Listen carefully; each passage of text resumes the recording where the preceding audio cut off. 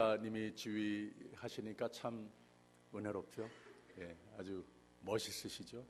왜 더 멋있는가 하면은 오늘 송년주일이라고 이번에 가장 마지막 주일 예배 찬양이라고 우리 지휘자 집사님이 우리 원로 지휘자님, 장로님이 지휘하시면 좋겠다 해서 이렇게 하신 거예요. 그리고 자기는 송가대원으로 들어가서 같이 찬양을 부르고 얼마나 참 멋있습니까? 하나님께서 기뻐 흠양하시는 찬양이 되시리라 믿습니다. 이번 1년 내내 성가대 많이 수고하셨어요. 내년에도 수고하셔야 될 텐데 하나님께서 기쁨 주시고 또 축복하시고 필요한 그 마음과 삶에 다 채워주셔서 더욱 큰 은혜를 끼치는 찬양대가 될 수 있도록 위해서 기도해 주십시오.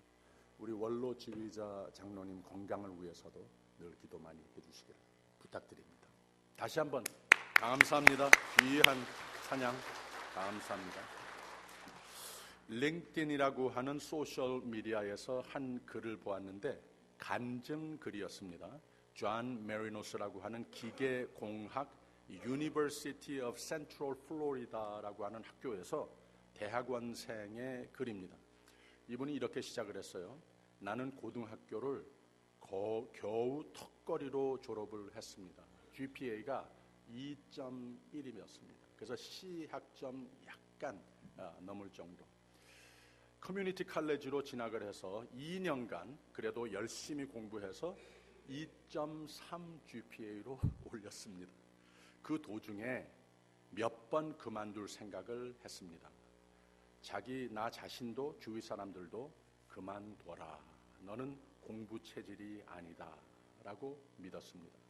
그래도 인내하며 노력을 해보았습니다. 또 노력을 했습니다.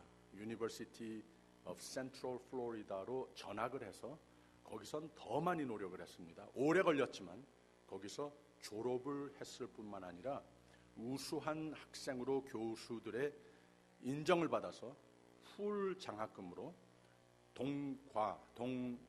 동대학교하고 동과대학원생으로서 입학해서 큰 꿈과 희망을 가지고 열심히 공부를 하고 있다. 이런 간증의 글이었었어요. 이 글의 가장 결론의 말을 이 알려지지 않은 유명한 저자가 알려지지 않은 유명한 경구를 써서 결론을 맺었습니다.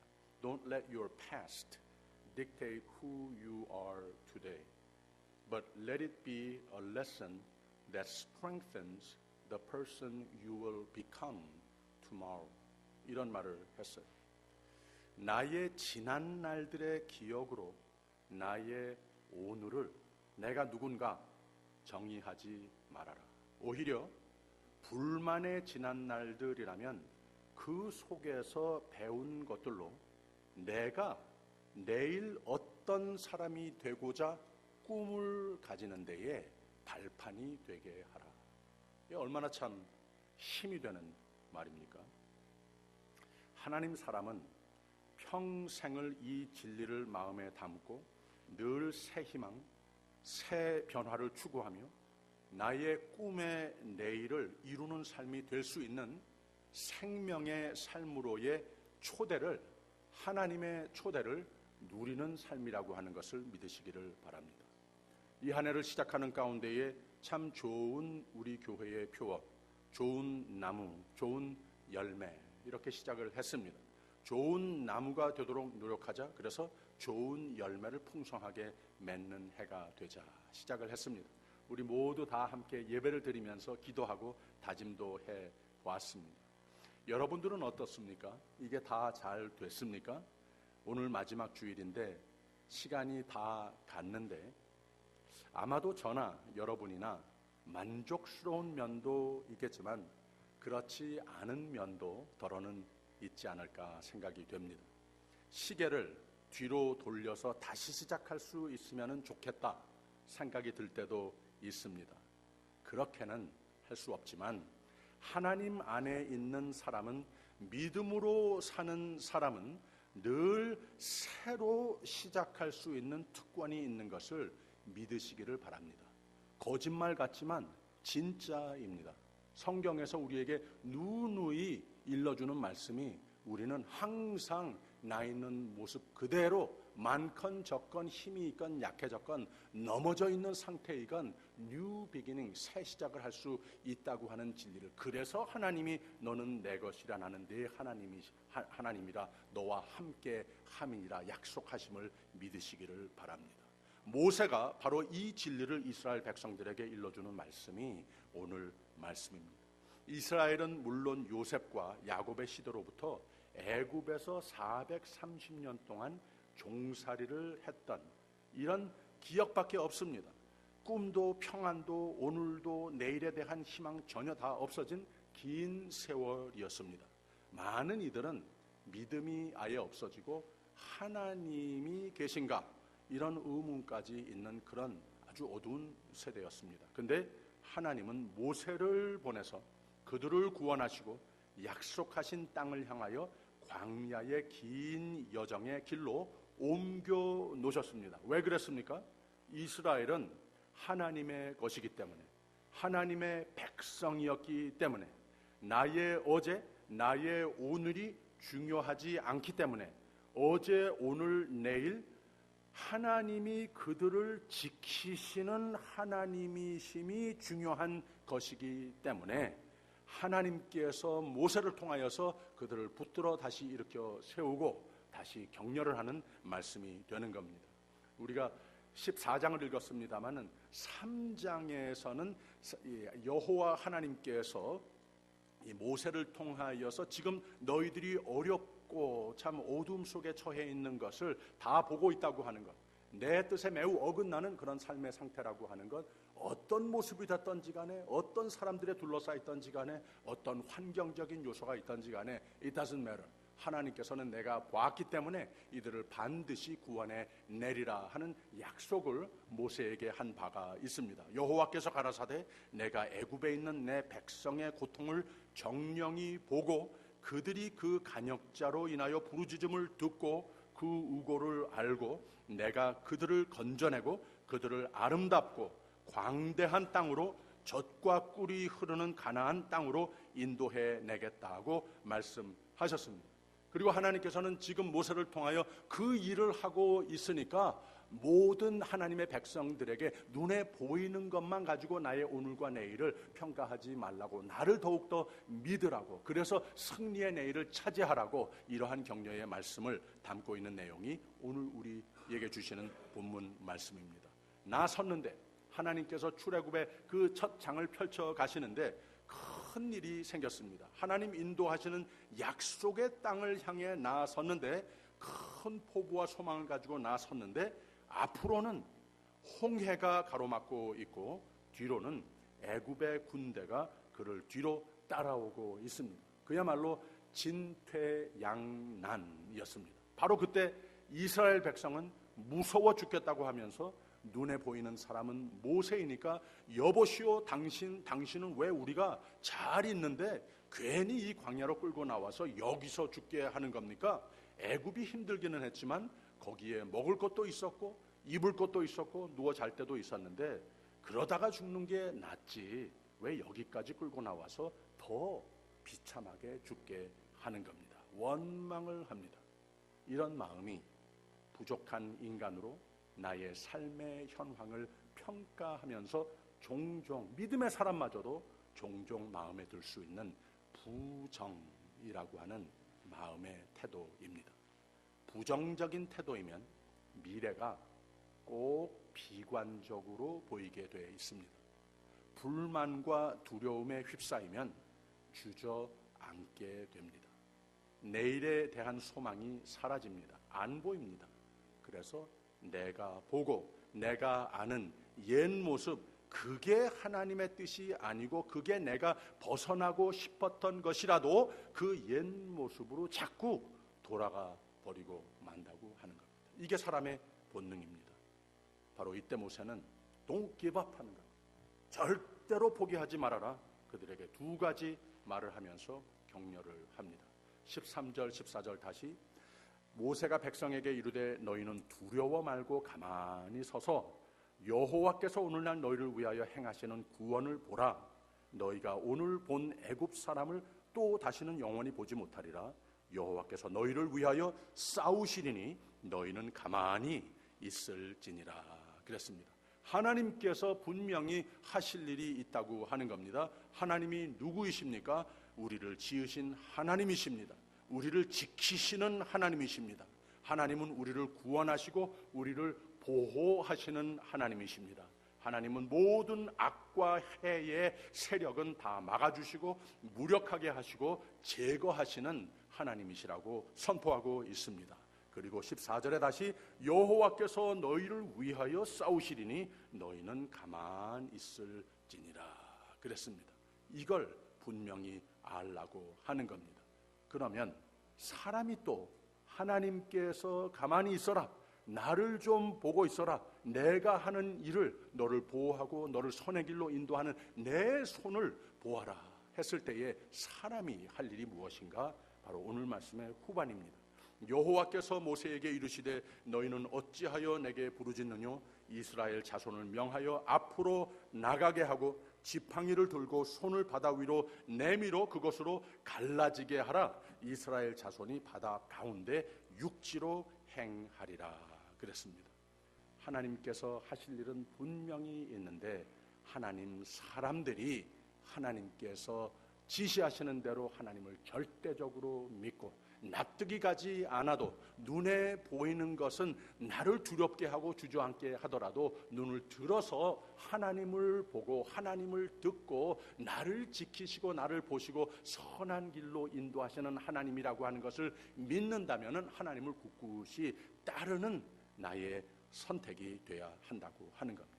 그랬을 때에 하나님께서 무슨 일을 하시는가? 17절 18절에 이런 말씀이 있습니다.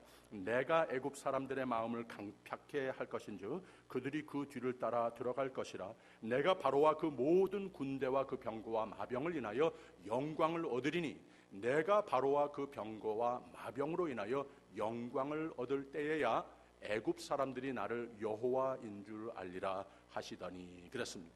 그 두렵던 바로의 병거와 마병 아무 힘 없이 다 막아버리신다고 하는 말씀을 합니다. 그 다음에 또 한 가지 하나님께서 하시는 일이 19절 20절입니다. 이스라엘 진 앞에 행하던 하나님의 사자가 옮겨 그 뒤로 행하매 구름 기둥도 앞에서 그 뒤로 옮겨라고 그랬습니다. 이스라엘이 애굽에서 출애굽할 때에 하나님께서는 밤에는 불기둥으로 낮에는 구름기둥으로 인도하셨어요. 지금도 앞으로 인도하십니다. 그런데 앞으로 진전할 때에 뒤에서 계속 쫓아오고 있는 애굽의 군대가 위협을 하고 있을 때에 앞으로 빛이 되고 인도하시던 하나님이 바로 그들을 넘어 하나님 사람들과 모든 해와 악이 접근하는 그 사이에 와서 떡 서시더라는 거예요. 다 막아버린다는 거에 아무것도 아니라고 하는 겁니다. 그래서 하나님께서 이 일을 하신다고 하고 20절에는 애굽 진과 이스라엘 진 사이에 이르러 서니 저편은 구름과 흑암이 있고 이 편은 밤이 광명함으로 밤새도록 저편이 이 편에 가까이 못하였더라 그랬습니다. 하나님은 계속 갈 길을 보여주시는 하나님이십니다. 또 그 뒤로 옮겨 쫓아오는 모든 악의 세력은 막으시는 하나님이시라고 하는 적어도 이만큼 확신과 믿음은 가지고 살아야 우리가 권능의 생애를 하나님 자녀다운 삶을 우리가 이기면서 살 수 있다고 하는 겁니다. 그 다음에는 21절에서 마지막 31절까지 무슨 내용인가 하면 드디어 앞을 가로막던 홍해를 가르시는 기적을 베푸시는 것을 알 수가 있습니다. 29절에서 31절 이런 말씀입니다. 그러나 이스라엘 자손은 바닷 가운데 육지로 행하였고 물이 좌우에 벽이 되었었더라. 그날에 여호와께서 이같이 이스라엘을 애굽 사람의 손에서 구원하시매 이스라엘이 바닷가의 애굽 사람의 시체를 보았더라. 이스라엘이 여호와께서 애굽 사람들에게 베푸신 큰 일을 보았으므로 백성이 여호와를 경외하며 여호와와 그 종 모세를 믿었더라 그랬습니다. 바로 이렇게 하나님께서는 하나님의 은혜로 하나님 계획하신 바대로 하나님의 사람으로 자녀로 사랑하는 자녀로 선택하시고 인도하시는 하나님의 은혜, 하나님의 놀라운 은혜와 우리의 적극적인 절대적인 하나님께 향한 믿음, 내가 가진 것이 어떤 모습이 됐던지, 내 힘이 얼만큼 있던지, 내 환경이 어떻게 나를 에워싸고 있던지, 이런 거 다 중요하고 도움이 되는 일들이지만 이거보다 영원토록 중요한 건 하나님의 하나님 되심을, 하나님께서 나를 하나님의 것으로 만들어 주심을 믿고 하나님께서 내 삶을 책임지신다, 나를 인도하신다, 모든 해와 악은 눈동자같이 보호하신다, 하나님께서 반드시 생명의 길로 인도하여 주시다가 영생의 관륜으로 이어지는 이 참 복되고 참으로 영광이 되는 찬양과 감사가 넘치는 삶으로 책임져 주신다. 바로 이 믿음으로 우리가 살 때에, 하나님의 은혜와 우리의 믿음이 이렇게 맞물려졌을 때에 그 삶이 어떻게 되는 것인가? 생명의 삶, 하나님의 기적의 사랑의 손길이 항상 함께하는 삶이 된다는 거예요. 이 삶을 우리가 살아야 한다고 하는 겁니다. 특별히 우리가 한 해를 마무리하며 또 한 해를 시작할 때에 우리가 많은 사람들이 그저 눈에 보이는 것을 가지고 나 자신을 평가하고 미래를 평가합니다. 그런 경향이 있다 하더라도 오늘 예배를 드리는 우리는 달라야 합니다. 하나님께서 이미 나를 보고 계시다고 하는 그 하나님을 볼 줄 아는 이 믿음을 나에게, 이 권능의 믿음을 나에게 회복해 주시옵소서. 이 기도하면서 예배드리면 다 되는 겁니다. 10가지 신년의 좌우명이라고 하는 글을 제가 발견했습니다. 한 해를 마무리하면서 신년을 소망으로 내다보는 10가지 지혜라고 하는 이런 글입니다. 원망하지 말라. 원망하기 시작하면 끝이 없다. 소득 없는 시간 낭비에 지나지 않는다. 마음을 바꾸어라. 지난 것 겸허하게 받아들이는 마음의 준비가 반드시 필요하다. 자책하지 말라. 후회와 반성은 독하게 한번 하는 것이 족하다. 중요한 것은 보란듯이 다시 일어나는 일이기 때문이다. 상황을 인정하라. 이렇게 했더라면 저렇게 했더라면 하고 늘어놓아 봐야 아무 소용없는 것이다. 과거는 이미 흘러갔기 때문이다. 현실을 냉정하게 인정하는 것이 중요하다. 궁상 떨지 말라. 이리저리 아는 사람들을 찾아다니면서 궁상 떠는 것은 적극성이 아니다. 죽겠다는 소리 입 밖에도 내지 말라. 아직도 건재하다는 믿음이 있을 때 누구든지 지원하고 싶은 마음이 생기는 것이다. 조급해하지 말라. 조급해서 얻을 수 있는 것은 실수뿐이다. 오히려 한숨 돌리며 걸어온 길을 점검하고 나아갈 길을 바라보라. 어떤 일을 서둘러 덤벼들기보다는 시야를 넓혀 한 발 뒤로 물러서서 보는 여유와 느긋하게 계획을 세워 나가는 것이 필요하다. 자신을 돌아보라. 내가 어쩌다가 여기까지 왔나를 냉정하게 생각해 볼 필요가 있다. 자기가 가야 할 자신의 좌표가 분명히 찍혀 있는 사람은 방황하지 않는다. 희망을 품어라. 희망은 생명을 살리는 기적을 낳는다. 어려운 역경 속에서도 우리의 삶에 의미가 있는 것은 우리에게 희망이 있기 때문이 아닌가. 용기를 불러내라. 아무것도 없었던 처음 그때를 생각하고 다시 용기를 내라.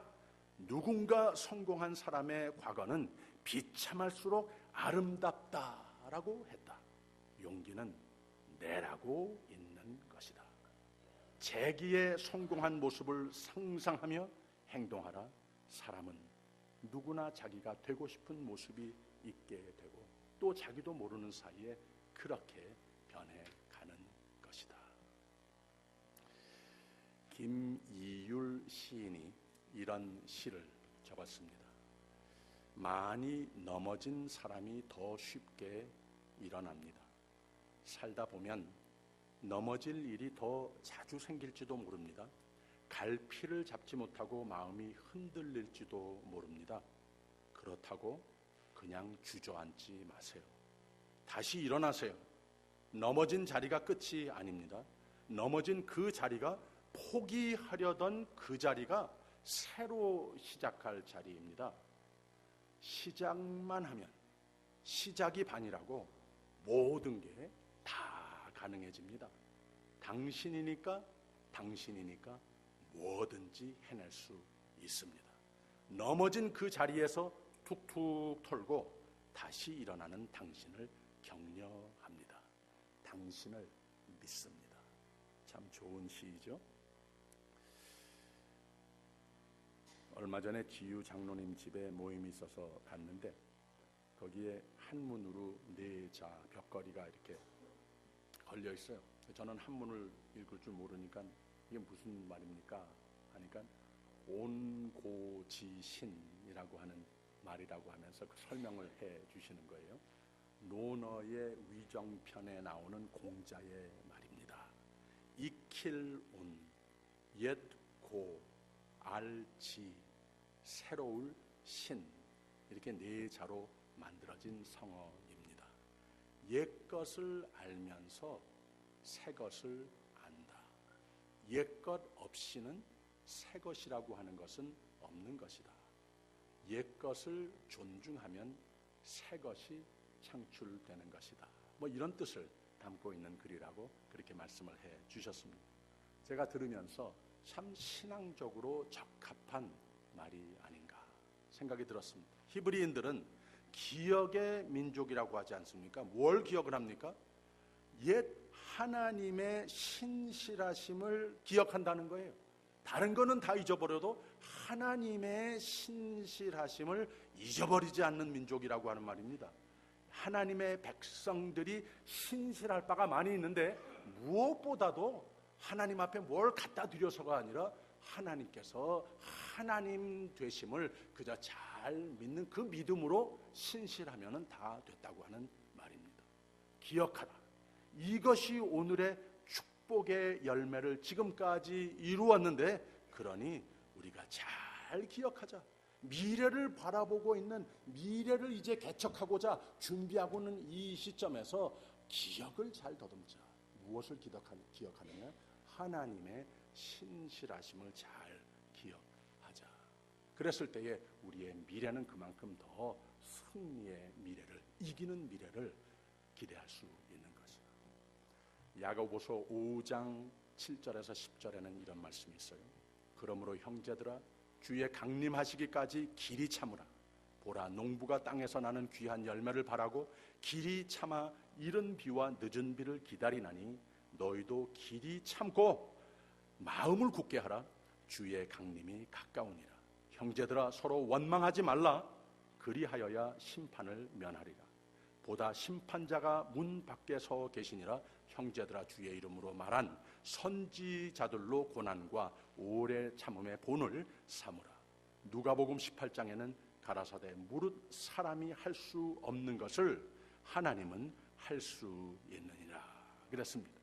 마태복음 11장에는 수고하고 무거운 짐짐자들아 다 내게로 오라. 내가 너희를 쉬게 하리라. 나의 마음이 온유하고 겸손하니 나의 멍에를 메고 내게 배우라. 그러면 너희 마음이 쉼을 얻으리니 이는 내 멍에는 쉽고 내 짐은 가벼움이니라 그랬습니다.